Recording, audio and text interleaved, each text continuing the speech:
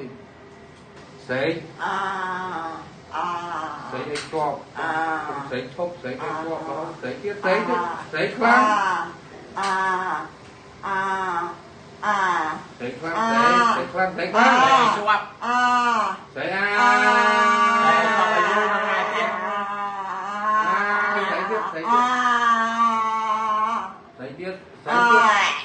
sấy tiếp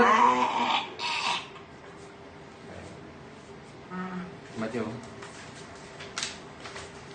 mà gì bạn đây có bạn đây cái ấy sấy cái của bạn cho đấy quan toàn liếm tổng ngọt cho liếm đó liếm nữa tôi đấy bắt chư nữa có phân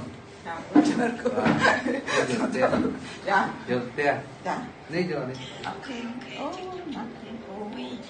mưa khơi tức đây nằm án